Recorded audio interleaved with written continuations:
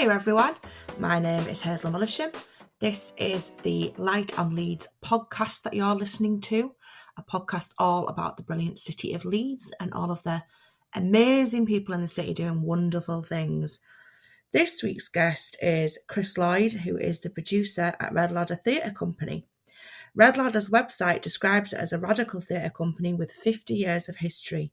I talk about that with Chris, and he also talks to me about his career in theatre and the trials and tribulations of being an LUFC supporter and having a son who may become an LUFC supporter, although obviously these days it's a much better prospect than it has been in the past. I think you'll really enjoy it. Have a listen and see what you think. On this corona bloody virus extraordinary episode of Light on Leeds, Chris Lloyd has connected to come and speak to me. Hello, Chris. There. Very nice for you to join via the internet to give me a chat. So, Chris, you are a producer at Red Ladder Theatre Company. How long have you been doing that? I've been at Red Ladder now for 13, 14, 15 years maybe, a long time. I've worked in theatre or theatres pretty much all my life, apart from a very random 3 years when I built houses in Spain. But yes, started life at the old Leeds Playhouse when it was, I don't know if you remember this, when it was sited up by the university. It was in the university basketball court, I think. I didn't know that, no. So that was, I used to work behind the bar with Mark Almond, who was in Soft Cell. He won't remember me, but I remember him. But I've kind of, and I was just fascinated by theatre. I loved working in an environment whereby people bought what you were selling for fun or for education, or it wasn't double glazing. And I've always enjoyed working in an environment where people are predisposed to smile when they come to your place of work, and I've never regretted a minute of working in the industry. I just feel massively blessed that every day I don't have to grimace when I come to work. When I was a student, I did a placement on a campsite in France, and this had quite an impact on me because it was a campsite in Brittany, which was northern France, and it was a self-drive campsite. The tents were all set up, but people drove themselves there, and it was very close to the north coast of France, so the drive wasn't particularly difficult. It's on the other side of the road, but then something that had a profound impact on me was how important people's week or 2 weeks away was as a holiday, as a break from the monotony of daily life. And that I have to say that just because it was in France, the weather was no better than it was in Britain because it was so far north. And I think there was this assumption that because it was France, it would be absolute blistering sunshine, and it wasn't. And I vowed that if at all possible, if circumstances allowed me, I couldn't dedicate 2 weeks of my life to just airbrushing out the other 50 weeks each year. I couldn't do a job where that holiday became so all-encompassing and so important that if it wasn't very good, what's your year been for? And I remember thinking at the time, money was never particularly important to me, so that's quite lucky in the arts, really, I guess. But that had a big impact to me, and I thought I can't allow that 2 weeks to become so important. It puts too much pressure on it, too much pressure on the family, the kids if they're with you. So so I've just been very, very lucky to have worked in this industry as long as I have, really. Yeah, you made that decision and you stuck with it. Yeah. And it's taken me to London. Spent 7 years in London, which I wouldn't live there now, but I think when I was younger, it was a good thing to do. London then was Ken Livingstone was the mayor of London, and there was a lot of free stuff, a lot of free art, a lot of free culture, very cheap tubes, very cheap buses. The place felt very vibrant. And then Maggie Thatcher got rid of the Greater London Council, and to this day I don't know how that even happened, but it did.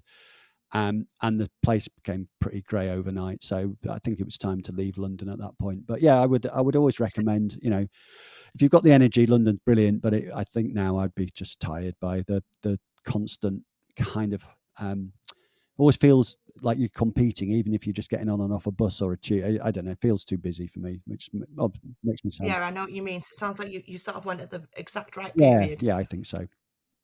And it took me 10 years in Cumbria. I ran a theatre in Cumbria on the west coast overlooking the Irish Sea for 10 years. That was great. Wow. That was like my private theatre in a way. It was quite small, but it was like running a pub in many respects. You got to know a lot of the customers, and it kind of.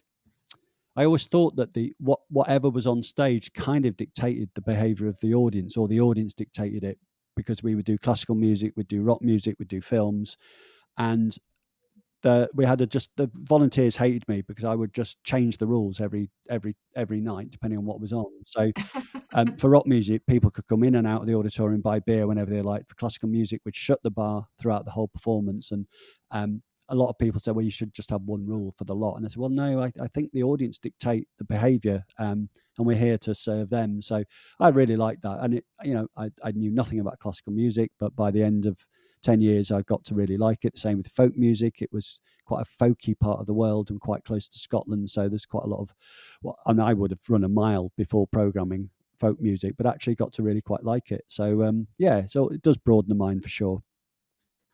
Yeah, definitely. And so can you just explain, Chris, for people who don't know, including myself, what exactly does a producer do? Ooh, well, in the old days, the producer used to be called an administrator, and then we got called general manager, and then we became executive directors, that kind of thing. So it's basically all the stuff that's not the art, I would say. So Right. it would be, from one level, fundraising. It would be business planning. It would be working with the board of trustees. It would be paying people. It would be buying stuff. It would be contracting artists. So all the kind of, I suppose, the administration of what you see on stage, or what you hear in a concert hall. It would be the nuts and bolts that make that happen. Logistics of touring, booking performances, booking digs, making sure there's diesel in the van, and so some quite micro stuff and some quite strategic macro stuff as well. So, for instance, we are probably 6 months away applying to the Arts Council to try and maintain our position in what they call their portfolio of clients, which are core funded clients, which is it's a real boon for us as a company. It means you can plan for years in advance rather than months in advance. So yeah, producer is kind of chief bottle washer, cook, cleaner, all the things you don't really see, I guess, but all the things that kind of, all the organizational things that make it happen, really. Yeah, and that need to be done. Yeah, and you get, I'm constantly in awe of the creative people we work for and with, and again, it feeds that joy of working in the industry, really. Some of the people we work with, well, lots of people we work with, are hugely talented, and if I can facilitate that in some way, then job well done, really. Yeah, definitely. And how have yourself and Red Ladder Theatre Company found it in this past terrible year? Ooh, well, because we are a core funded organisation, we have been incredibly fortunate that for the salaried staff, that's been able to be maintained initially through the core funding, but also then through furlough, and the flexible nature that became has been a huge boon for many companies, not just ours. So it's enabled staff to keep in touch. It's enabled staff to keep their hand in. But there has not been full-time work for sure. So that furlough scheme has been brilliant. We had to cut short a tour which was halfway through in March last year. We'd opened at the Playhouse and we'd just gone out on tour. We had about 3 weeks left to run, so that fell off a cliff pretty quickly. And I think one of the and there's been it's, in hindsight, it's great, isn't it? But I think one of the odd things was the announcement on that Monday, the 16th of March, that the guidance was that people shouldn't visit indoor theatres and cinemas. So it wasn't law. It wasn't if you do, you'll get. So theatres weren't closed by the government, but pretty much they were, because people were told not to go to them. So in terms of insurance, in terms of contracts, it was really grey as to who was going to get paid, who wasn't going to get paid. We didn't get paid for a single performance that was cancelled by a venue, apart from one at that time, and that was a bit of an arm wrestle. So without core funding, we would have really struggled. We also made a pledge for all our freelancers. We've got a team of freelancers who work in things like media, things like marketing, communications, administration. So we've got a creative producer and a technical manager. We managed to keep paying them through the 15 months as well, which was very important for us to do. In fact, there was quite a lot of work for quite a lot of them to do, but it certainly wasn't. They weren't at full tilt for sure, but it certainly helped them through this process. The fact that they knew that if push came to shove, there would be some money coming in each month. Yeah, definitely. That must have been a really tough time for you all. I mean, we're not a venue. I mean, I remember going back years and years whereby the best policy for a theatre was not to put anything on because that was cheapest. That equation has totally changed in the last 15, 20 years, whereby the more you put on, it's more geared to earning revenue from bars and catering and sponsorship. And that, in a way, has come back to bite everyone on the bum in the industry, because the more successful a venue is without needing its subsidy or so I think the Playhouse, for instance, I might be wrong, but I think the Playhouse generates something like 80 or 90% of their income away from the Arts Council. So that is a phenomenal drop in in earned income and sponsorship and grants and trusts and foundations. So we are not in that position. We a lot of our income is from grants from the Arts Council. So we were fortunate in that respect. We also produced a play in November last year, which we'd hoped would beat the second lockdown. We started producing it in July, so when things were, as they are now, really relatively open. And the view was that it was a really important piece of work. It was a piece of work we'd brought forward from 2021, reflecting on a schoolboy and his teacher, both black, both in an incident in Marks and Spencer's, whereby the lad was apprehended by security and then the police, and the teacher saw this happen and the lad saw her. So they both knew each other, had seen this happen. And she walked by. She didn't stop to support the lad. And so the next day at school, he locked her in a classroom, and they had a kind of almost like a court drama in terms of why did he do this, and then it transpires that the teacher is really struggling with Ofsted because horrible little oiks like him have been like making her life a misery. So from her point of view, it wasn't really a race thing. It was that she was terrified she'd lose her job, and worried that intervening might add to that worry, that stress. So it's a powerful piece of work, and in some way it was a response to the events of George Floyd in Minneapolis. So we kind of made a conscious decision to bring that piece of work forward because it did speak loud and clear as to what we thought as a company, and also some of the issues raised in it were very important. So, and we nearly got it. We got it. We what's called technically rehearsed it at the Playhouse. We had 2 dress rehearsals at the Playhouse, and we were just about to hit the and then the Tier 3, which Leeds was in before the lockdown, but you could go to the theatre. Tier 3 after the lockdown, you couldn't go to the theatre. So it's still there in limbo, and we're looking to bring that out next November. So all in all, financially, the year was even, and we also recorded a 16-part podcast, which was 2 lads in the pub. They meet in the pub every Wednesday, and through that, they then couldn't meet in the pub, and then they would meet on Zoom, have a beer on Zoom, and it was for just a very interesting reflection on the pandemic as it unravelled. Also, Leeds United season looked in jeopardy when the pandemic hit. Would we get promoted? Would we not? So that was there. And the other lad was a Liverpool fan. Would they win the league or not? So it was just a really lovely piece of writing. Kind of all about 8 or 10 minutes long, and it was just as the pandemic really unravelled, and so these lads' lives unravelled, and whatever their parents caught it and was a serious deal. So yeah, it was a good reflection on just 2 normal lads and their relationship with the pandemic and each other. So yeah, we generated some work. We generated some work for actors and creatives, which was good, and we've still got those projects now, so they're not dead in the water. And on your website, Chris, it says that Red Ladder Theatre Company are Britain's leading radical theatre company. What would you say? What is it that makes you I was hoping radical? you wouldn't ask that. Sorry. I mean, radical is, yeah, I think that's been a tagline for a while, like years, decades, probably. And I think the word radical is probably used differently now than it was when we first said that. I think we are not a radical theatre company in the way we make work. We're quite linear. We're quite traditional in a way, but I think it would be political with a small p. A lot of the work, a lot of it is about championing the voice of those who are either silent or don't get a chance to express themselves.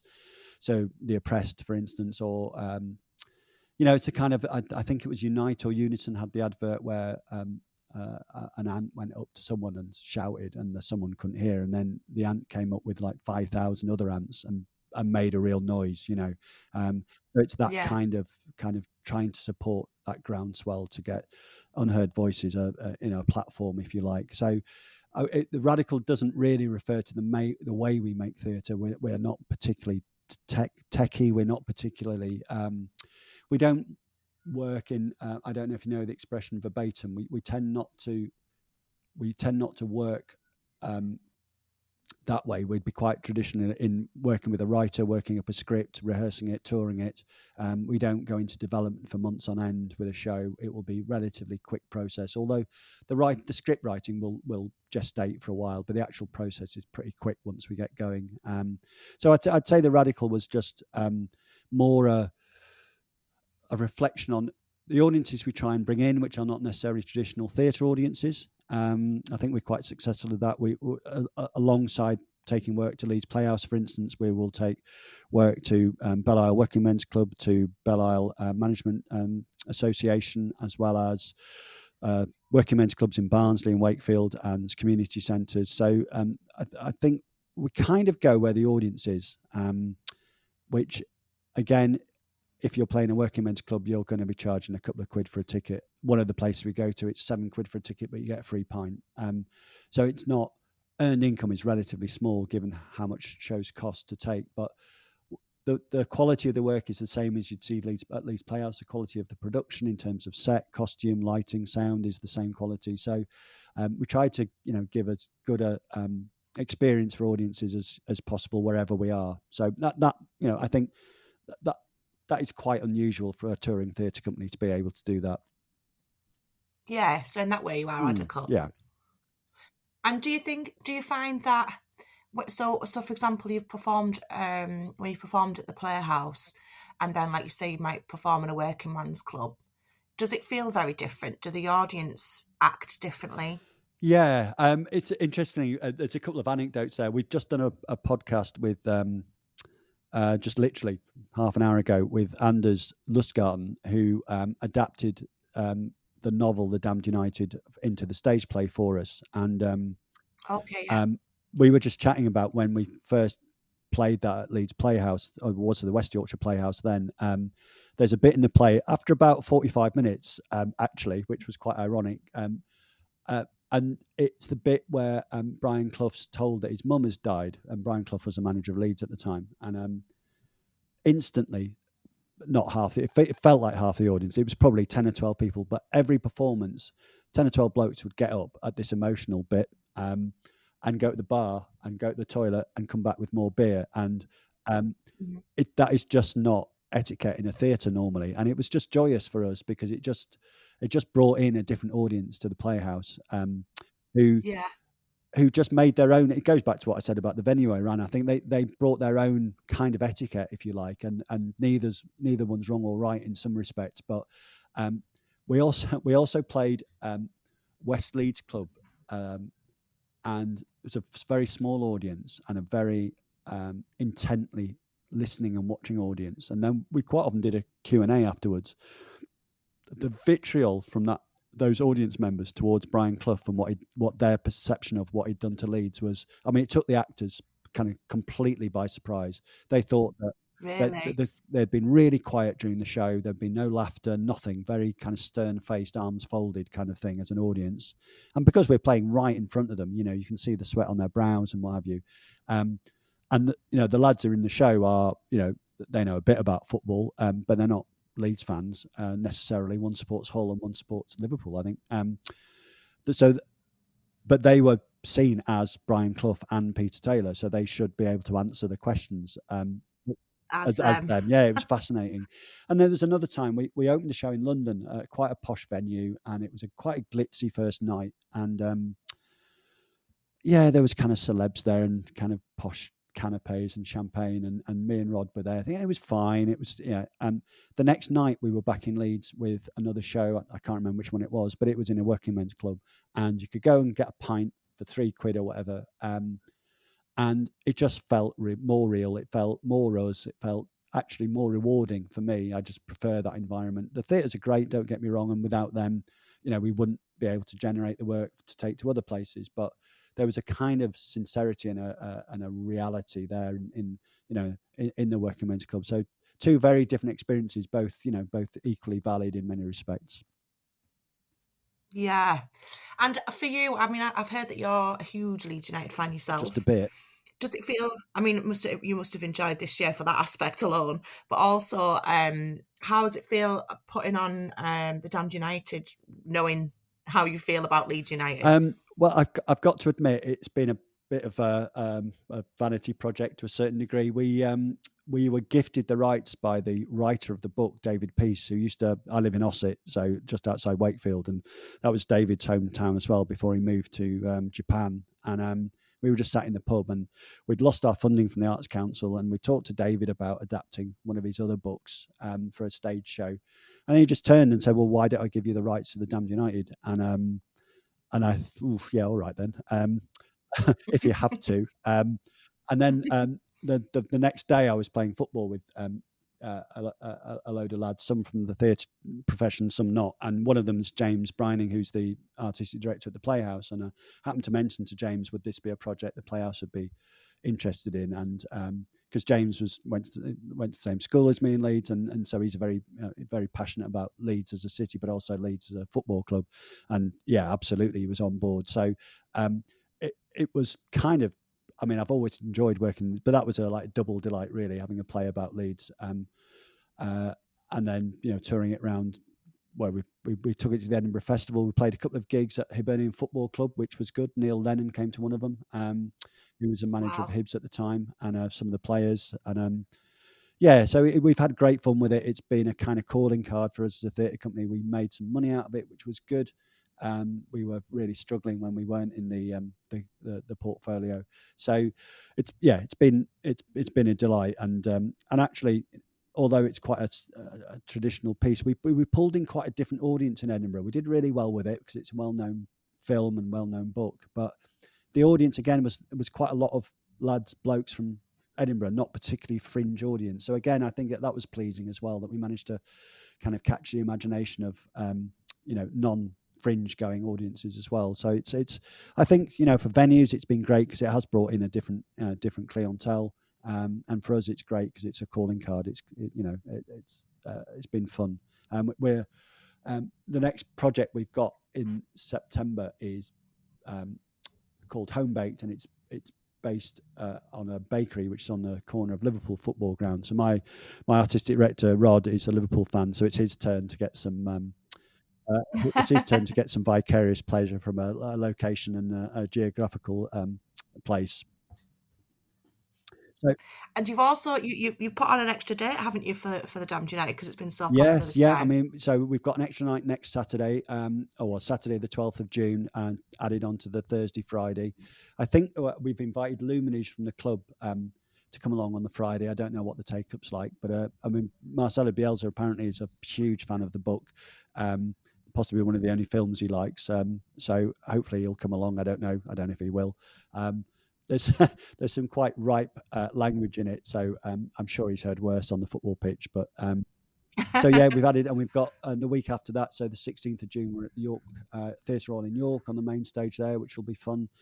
And then we are filming the Damned United together with 2 other shows for release on a digital platform, which they'll be available from July onwards. So I think with the club's popularity at the moment, I'm hopeful, although, who knows, it's that I'm hopeful that, worldwide fans will want to watch the stage version of the show. There's huge supporters clubs in Canada, in Northern America, in Shanghai and Thailand. So it might put Red Ladder in lots of different platforms. Who knows? Yeah, well, it would be amazing, wouldn't it? And also, they do have a huge fan base across the world. So yeah, that would be just brilliant. Yeah. And it's the beauty of the digital stuff is that, you buy it and it lasts for 24, 48, 72 hours or whatever. So in terms of time zones, that, it's not a problem at all. So fingers crossed it Yeah. captures imagination. I just need to talk Leeds United into giving us a hand, marketing it, but who knows? Yeah. Well, best of Thank luck you. with it. And so, Chris, you have lived in Leeds all of your life, or have you did you say you've done little bits here and there? So I wasn't actually born in Leeds. So up until recently, I couldn't have played cricket for Yorkshire. So I was born in Norwich, and we moved up to Leeds when Yorkshire TV opened because my dad was a film editor. So that would have been late 60s. And one of the very first Leeds United games I went to was Leeds at home to Juventus in the Fairs Cup, as was then. And saw Leeds win a European trophy, my 4th ever game when I was 8 or something. And we've never won a European trophy since. So I thought that's what would happen all the time, obviously, then. Oh, how wrong was I? So we moved up when I was about 8, and then I stayed in Leeds, went to school in Leeds, went to Leeds Polytechnic, as was. Now it's Leeds Beckett. And then moved to London for 7 years, then lived in Spain for 3 years, and then Cumbria for 10 years, and then moved back to take a job at Wakefield Theatre Royal, and then at Red Ladder via a short spell at Leeds Playhouse. So kind of round the houses, but it does feel like coming home, I have to say. And actually one of the I suppose one of the advantages, a couple of advantages of football is my geography is pretty good because I've been to most of these grounds around the country, so I know where Ipswich is and I know where Carlisle is, and so I was always pretty good at geography. Well, English geography anyway.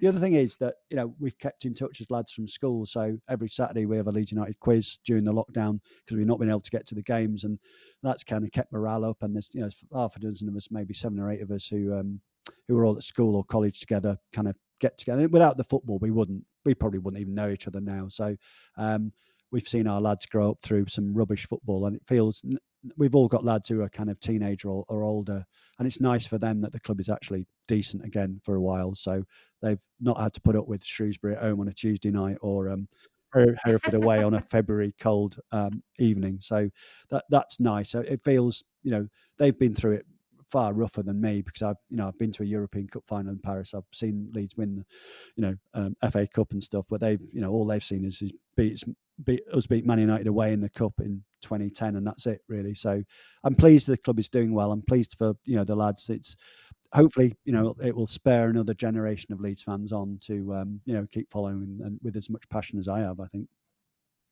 Yeah, my son's 22 and he's always been a huge Leeds fan, and it's really great to finally see him get something positive out of it after all of this long time. I know. There was one night we'd been over to Wakefield just when we were moving over, and we'd come over to try and find somewhere to live, and we got back in the car, and Leeds were playing away at Portsmouth, and I remember it vividly. The season they went down from the Premier League, and Leeds just equalised when we got in the car in Wakefield. By the time we got to North Leeds, we were 6-1 down. And I remember tucking my lad in that night and said, I just apologised to him. I said, you're stuck with Leeds United.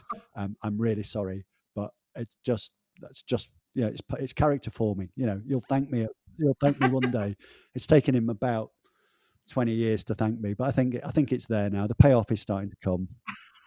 After 20 years, you finally got there. Yeah. So you definitely qualify, Chris, to answer the 3 questions that I ask every guest. The first one being, what would you say is great about the city of Leeds? What I really like about Leeds is its size. I think it's quite a compact city centre. So I think people can find their way around it. I mean, once it had the most precincting of any city in Europe, so it's quite safe to walk around in terms of not getting run over. And I think it's got everything you need. It's a one-club city. It's got a good rugby league club. It's got a sometimes pretty good cricket club. Although they're called Yorkshire, they're not really. They're Leeds. And I just think it's got everything. You can get around pretty easily. I think incomers just dread the inner ring road because it's virtually impossible to get off, and it never takes you to where you need to go to. But Yeah. apart from that, I think it's quite a joined up city. I think it's, I think it's got all the shops you need. I think it's got all the facilities. It's got a decent nightlife. So I've been told. And yeah, I think there's a reality to it as a population, as a community. I think it's pretty grounded. And I think it doesn't take itself too seriously, but yeah. So that's what I like about Leeds. I think it's, it knows where it is, it knows what it is. It's got everything you need. You don't really need to go outside of Leeds for experience, but also, 10 minutes on the bus and you're starting to get out towards Bramhope and Otley and then the leafy suburbs of North Leeds. You don't have to go that far to find greenery. So yeah, I think, and having lived in London, in terms of prices and house quality of life, I think it's beats many cities from that point of view. And if you had to choose something not so great, what would you choose? I don't think we eulogise about ourselves as much as we could do. Whether that's a Yorkshire thing, I kind of feel that because Leeds is in Yorkshire and Yorkshire is, you don't really hear about. I don't really hear about anyone else banging on about their county the way that Yorkshiremen go on about Yorkshire. So I think we're in the shadow a bit of the county.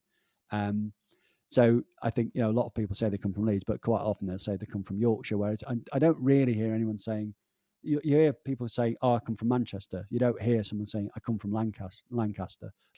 Yeah, that's a good point. So I wonder whether we kind of slightly subsumed by Yorkshire and its greatness. But I do think, I think we're a little bit backward about coming forward about what we can offer, what we do well. And it's such a shame that we were heading hopefully to a successful bid to become European capital of culture, which would have really put Leeds on the cultural map. And obviously that was dashed through the Brexit vote. And it'll be good to see what Leeds 2023 as a cultural offer has got.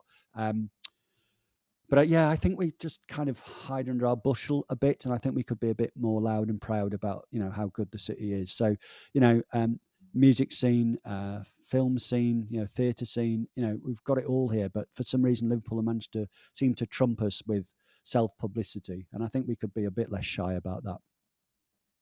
I think you're definitely right about that. And if somebody had been a resident of Leeds for a very long time, would you be able to tell them about something that you would consider to be a hidden gem that they might never have heard of? I really, really like a little restaurant that is round the back of Call Lane. It's called Saffron. It's a Persian restaurant, and the food is just divine. And it didn't used to have a license, but it used to have shisha pipes, but it kind of swapped them when the smoking ban came in, and now has an alcohol license. But it's very unassuming. The food is divine and very reasonable, very clean. And my partner's intolerant to dairy and wheat, and they absolutely cater for her intolerances. I don't, but they do. So it's and you mentioned it to people, and many people have not. It's not a big restaurant at all, but it's really nice, and it feels like a bit of a a kind of secret, really. It's kind of tucked away behind the Duck and Drake, just behind is it New York Road, or quite near the indoor market. So that's a little hidden gem. I'm sure there is hundreds of such like restaurants throughout Leeds, but that's one that I'm particularly fond of. That's a great answer. I'll have to definitely go and check that out. You won't. And so, Chris, what will you be doing with the rest of your day today? I've got another meeting after this, which is with our board members. We are organising an away day. We've got quite a few new board members, a really strong group of people, but it's a bit of getting to know you. So we're going to organise an away day in 2 or 3 weeks' time, and that'll be about business planning. It'll be about where we are as an organisation. So there'll be a little bit of navel gazing, which is good. But also it'll be a chance for the new board members to kind of dig down a bit deeper into the company, but also we'll just get to know each other. And then I've got another interview. It's been bizarre today. I never do interviews, but I've got 3. I've got another one at 6:30 tonight. So yeah, I don't know what's going on. It must be yeah, it must be You'll be all talked out by the end of absolutely. the And day. we were thrilled to get I mentioned we were filming 3 shows, one of which is a Damned United. We got notification yesterday afternoon that we'd managed to get our funding for that from the Arts Council. So that's an additional project grant, which was it kind of takes a weight off my shoulders, because it means it's paid for and I don't have to find it from somewhere else. So that was really good news. So yeah, I can dine out on that for a couple of weeks. Not literally, obviously, because Oh, that's God. taxpayers' money, but yeah. So quite a busy day, and then Well, we're going to rehearsals for a show on Monday, which we're recording as part of this filming project, which is called Glory, and it's about a show about wrestling, and it's absolutely brilliant. And we are having one live performance only of it on the 30th of June at Leeds City College at 6:00. We'll get some stuff out on socials about that, but it's written by journalist Nick Ahad, who I think you probably know. yeah, I've interviewed. I actually went to see Glory when it was on at the Albion Excellent, Electric yeah. Company. Did you enjoy it? Oh, I loved it. I thought it was fantastic. I thought Jamie Smelt was Yeah, amazing. yeah, I loved the kind of uncomfortable nature of what it was about. I thought that was a really good thing to make people yeah, think about. yeah. We took that to a number of non-traditional spaces, and the laughter generated by the fairly retro character that Jamie plays in terms of his use of language. And I mean, he was pretty racist, but actually, he just didn't have an understanding of modern parlance, of modern day language. And it was Yeah, difficult not to like him, even though you grimaced, as you say. It was an uncomfortable watch at times. But I just thought Nick used the arena of the wrestling ring as a very kind of powerful reflection on modern Britain, and Brexit, and some of the prejudice people hold and why they hold them. It doesn't make them bad people necessarily, but yeah, it's people have their views, and I thought it's a very clever piece of writing yeah, so we're going to dig that out to film, and that'll be available. But I'd say it'll be one last. It's almost like getting the band back together again for one last time yeah, for Jamie, and Jamie's in the Damned United as well, so it almost feels like part of the Red Ladder furniture, so which is great. yeah. Well, it sounds like you've got a busy old time ahead Yep, of you. Good luck with everything. I'll put lots of links in the podcast notes that people can click through brilliant. and come and see your performances. Thank you. Check out what you've got coming up. Brilliant. No, that's a great help, and it'll be interesting to see where we go in terms of publicity beyond the pandemic, because the physical brochure was an important tool for audiences. I don't know whether we'll have that, whether it'll just be all digital and email, and I don't know if we'll have what the appetite for things like flyers and posters will be. It'll be interesting to see Yeah, how and if things settle down, what appetite people have for what was once deemed the kind of nuts and bolts of marketing shows and gigs and stand up and things like that. So it'll be interesting to see how all that unravels, really. yeah, definitely. Well, thank you so very much for joining and speaking to me. And yeah, best of luck with everything. And I will hope to get to come and see you Do soon. that. Thank you, Hazel. Thank you. Bye Bye. bye. I had a great time chatting to Chris. I hope you enjoyed listening. The band Mossy sent me their awesome new single, Time to Shine, to feature. It's really a great tune. You can follow the podcast links and download it and buy it to support local artists doing brilliant things. Have a great week, and I will speak to you soon. Bye bye. What's happening in this great city? We'll tell you. Wait a minute.